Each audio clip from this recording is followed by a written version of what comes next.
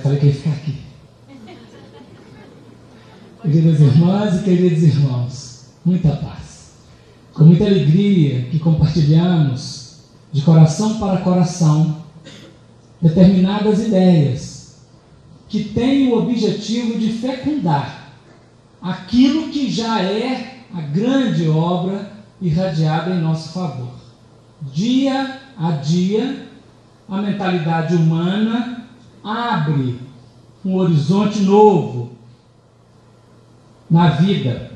E essa mentalidade humana, ela capta melhor os componentes da sua relação consigo mesmo, com o outro e, acima de tudo, com Deus. Esse é o projeto, esse é o propósito.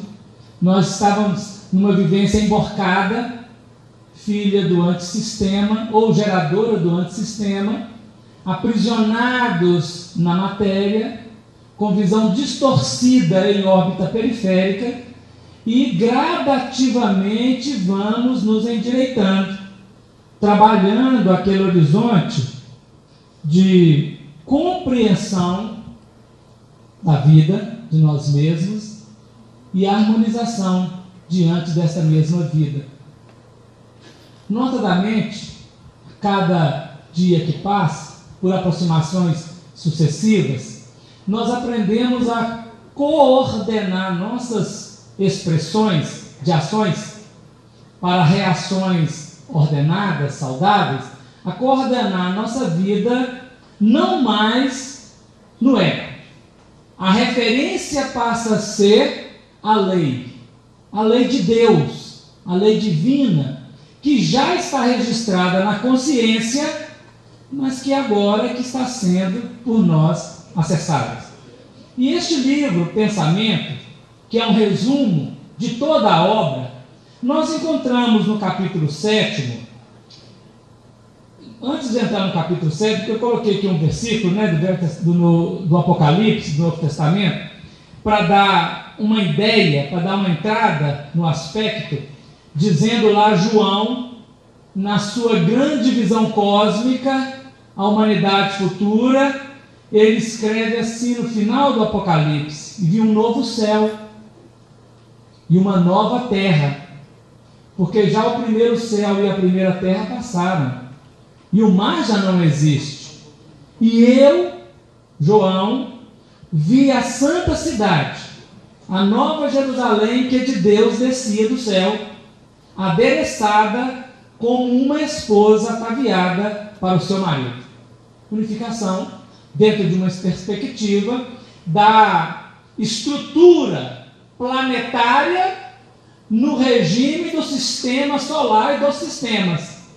Mas, dinamicamente, a humanidade, os habitantes do planeta, coordenados na grande lei, em harmonia, os encarnados e os desencarnados, com a frequência espiritual da esfera do Cristo.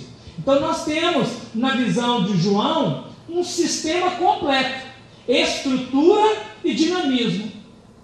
Nós, hoje, no planeta, vivemos os pontos culminantes desta etapa conclusiva de antissistema, para começarmos a adentrar no sistema, que chamado na doutrina espírita por Allan Kardec, a época de transição para um mundo de regeneração. É o início, no nosso entendimento, do sistema aqui na Terra. E por enquanto nós ainda estamos no antissistema. Então, no capítulo 7 deste livro Pensamentos, na sua primeira parte, nós teremos lá aquele título, o futuro estado orgânico da humanidade. A nossa relação social, política, o Estado, é um caos, e nós não precisamos fazer esforço para falar sobre isso, porque sentimos esta experiência dia a dia, desde sempre. Nunca houve na história da humanidade, até agora, uma estrutura que pudesse nos dizer onde o Estado, seja ele em qual esfera, desde a maior até as menores, nós encontramos esta harmonia de lei. Até agora, estamos na anti-lei, nos movimentos não orgânicos, não unificadores, desagregadores. E aí, justamente, nesse capítulo 7, ele vai, Tetubaldi, dar-nos uma ideia. Dirá assim: comprovamos nos fatos que mais primitivo é o homem, mais é individualista, egocêntrico, separatista, isolado, de modo que vive em um estado caótico. Esse é o primeiro plano, que emergiu da natureza num sistema de, desculpa a expressão, salve-se quem puder, a lei do mais forte, que é o elemento material, biológico, a vitória da astúcia, a vitória da força, a vitória daquele que predomina. E enquanto se é mais evoluído, futuro, mais é coletivista, interdependente com seus semelhantes, unitário, de modo que vive um estado orgânico. Nos contrapontos da vida, o evoluído, o que está recuado no processo de vida devido à queda, em processo de ampliação, até atingir o campo de uma evolução, de um contexto maior de conquista espiritual. Diz assim nesse parágrafo: quero observar aqui como a vida passa do primeiro estado ao segundo. Isto é, como do individualismo até agora vigente, baseado na luta pela seleção do mais forte, adepto do comando, passa-se ao colaboracionismo, baseado no método de cooperação pacífica, de interesse comum. Essa segunda posição está nos antípodas da primeira. Sentia na própria pele, como nós também sentimos, e quanto mais sensível ao espírito, mais ele sente a adversidade do ambiente, a adversidade da vibração. Nós ficamos a imaginar quanto que esses espíritos superiores que aqui estiveram no planeta, sob a ótica do trabalho do Cristo, para fecundar corações rebeldes e resistentes, o quanto que sofreram, violentados pelas ondas mentais contraditórias do planeta. Ele sentiu isso na pele, desde que aqui esteve, e está escrevendo, sintonizado com a fonte original, pontos referentes para nos ajudar, a cada qual, de per si, e ao coletivo de uma maneira geral, como organizar a vida e passar a um colaboracionismo, como harmonizar a vibração ambiente, como harmonizar um coletivo geral. Ele vai trabalhar este ponto, tentar fazer uma reflexão para o nosso entendimento. É com esse sistema, qual sistema? O sistema baseado na seleção do mais forte, na força. É com esse sistema que a vida começa gradualmente a impor o novo regime de tipo orgânico no lugar do caótico.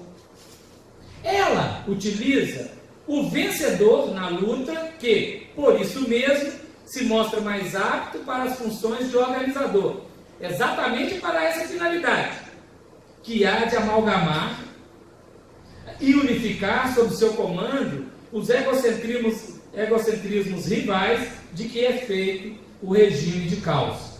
Vou ler o outro que a gente comenta de uma vez, né? O indivíduo da fase caótica jamais se adaptaria a viver no regime de ordem, a não ser forçado por um chefe e construído segundo o seu mesmo velho tipo, e que o trata com tal método, o único para ele compreensível. Assim, a vida fornece-lhe o que é necessário para induzi-lo a evoluir.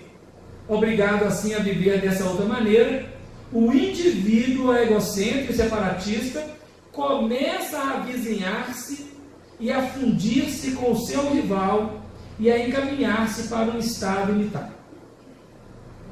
No início é uma desordem, porque tendo vivido no reino animal, experiências de grupo, onde sempre tem um chefe que manda pela força, nós atingimos o reino humano com a expressão de Freud, totem e tabu, onde um grande chefe comanda todos e é sempre quebrado o seu sistema pelo que emerge, e uma guerra e uma revolução a cada instante.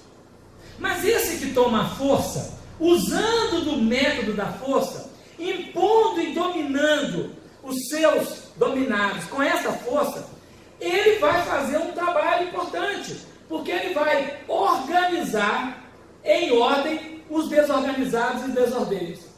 Porque a lei forte, vigorosa, e como o sistema funciona de fluxos e refluxos, nós temos determinado momento de um organismo de domínio, uma revolução, uma desordem, daí a pouco um novo organismo, um novo domínio, uma nova desordem, onde a centralização e a descentralização estão presentes, capitaneando o ser no seu crescimento. Imaginemos, por exemplo, quando a Revolução Francesa mata seus líderes. O Estado estava organizado dentro de um sistema onde havia o domínio de uma família que venceu sobre as outras e dominava. Mas chegava um momento de uma quebra de paradigmas.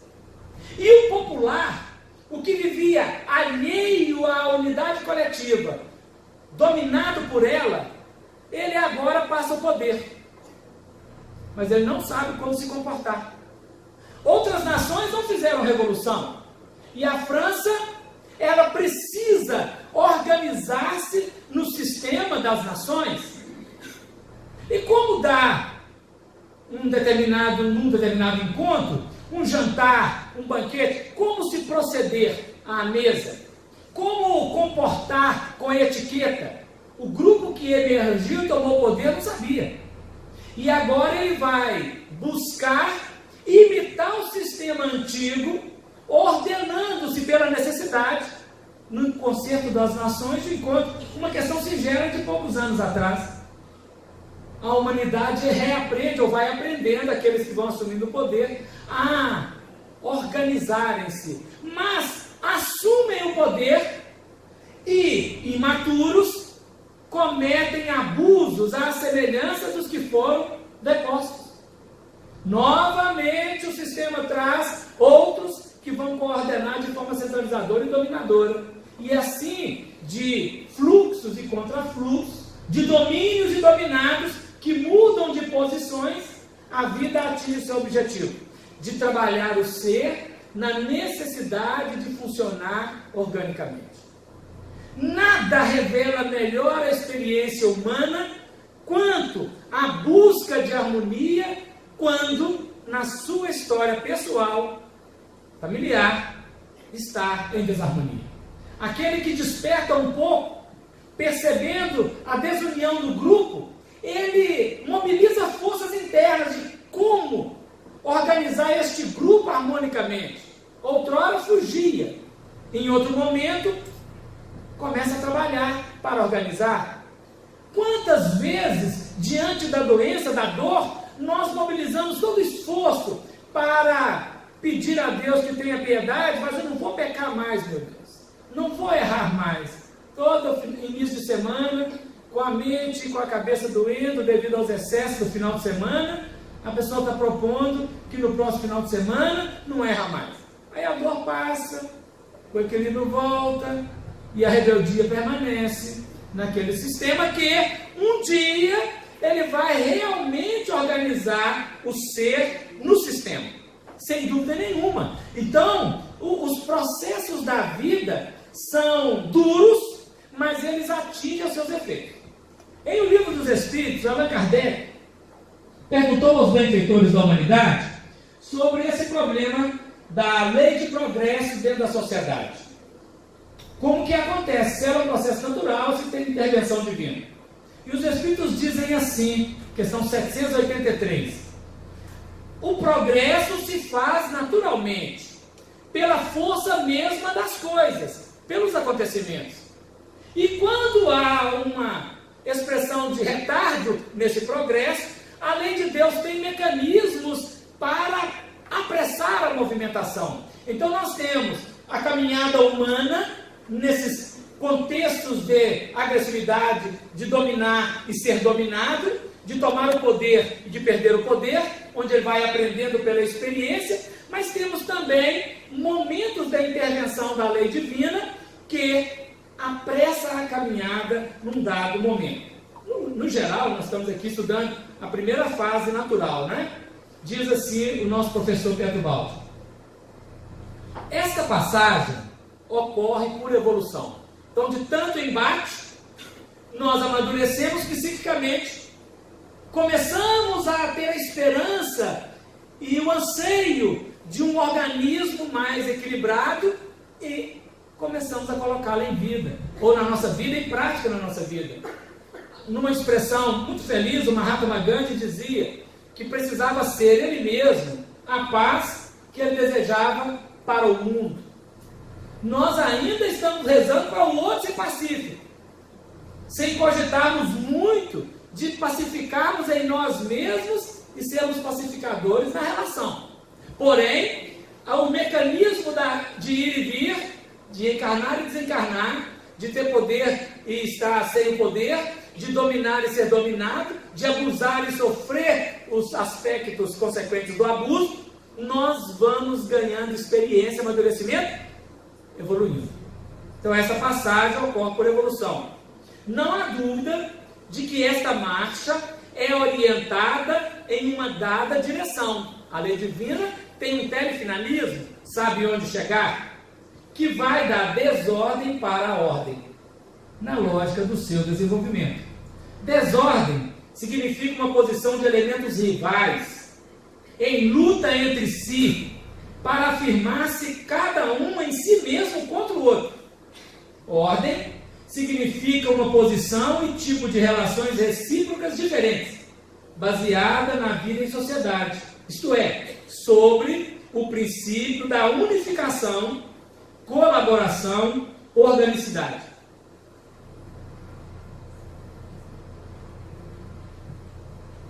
Nós, como seres humanos, o homem emergiu no planeta com pensamento contínuo há cerca de 200 mil anos. O Sapiens tem uma trajetória de 160 mil anos, tem um enxerto revitalizador que vem de fora, de um outro sistema, é enxertado no planeta, espíritos também rebeldes, mas um tanto mais avançados, gera o Homo sapiens sapiens, um plus no processo evolutivo. E de lá para cá nós temos caminhado, tem 40 mil anos isso, né? Temos caminhados na conquista da razão.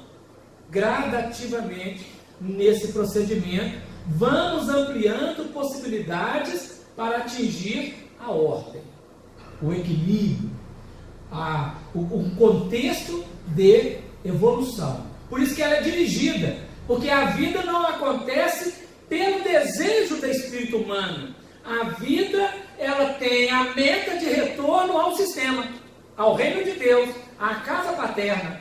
Então ela impõe nas experiências ao espírito, encarnado ou desencarnado, dá a ele as condições de aprender por si mesmo, à sua custa, uns vão mais depressa, outros vão mais retardadamente, a experiência da ordem, da evolução, do crescimento, de um processo de harmonização de si próprio com a sociedade. Eu, tu, e harmonizado com Deus, que é a harmonia maior nesse ingrediente da salvação.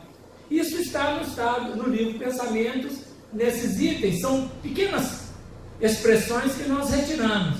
Mas nós queremos fazer uma reflexão também, ampliar um pouco, porque como ele está fazendo uma síntese, nós buscamos de volta a grande síntese.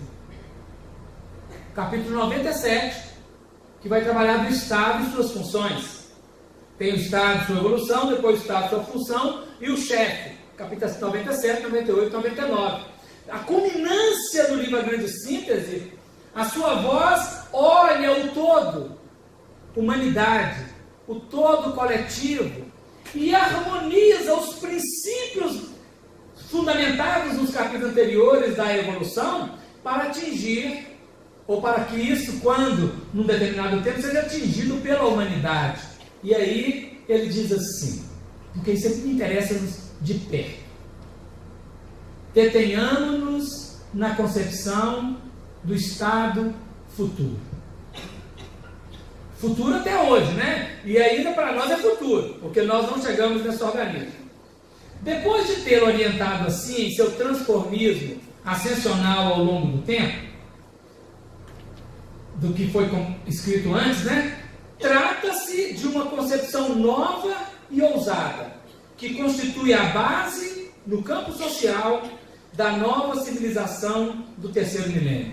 Falamos aqui de um Estado que democrático e aristocrático, ao mesmo tempo, representará a fusão dos dois princípios, centralização e descentralização. A aristocracia centralizada, a democracia descentralizada.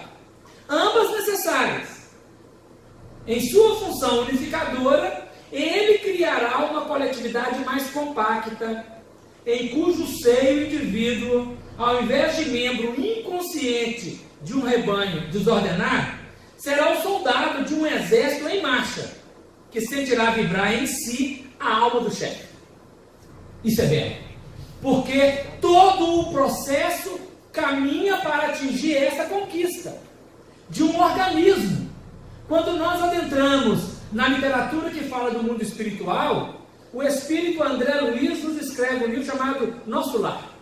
O Nosso Lar descreve uma cidade que é a primeira cidade brasileira, do ponto de vista espiritual, a célula máter, uma cidade modelo, onde o organismo gerenciado lá, e as outras que são subsidiárias a ela, claro, naturalmente, servem de parâmetro aos espíritos que lá habitam para a implantação na Terra. Nós achamos que o Nosso Lar, ele é um protótipo, um modelo que será aplicado em tempo adequado no planeta Terra, na crosta da Terra, a começar das nações da América, notadamente do Brasil, para todo o resto planetário, porque a grande onda criadora, ela nesse plano agora começa na América, nas Américas, em direção a todo o velho mundo.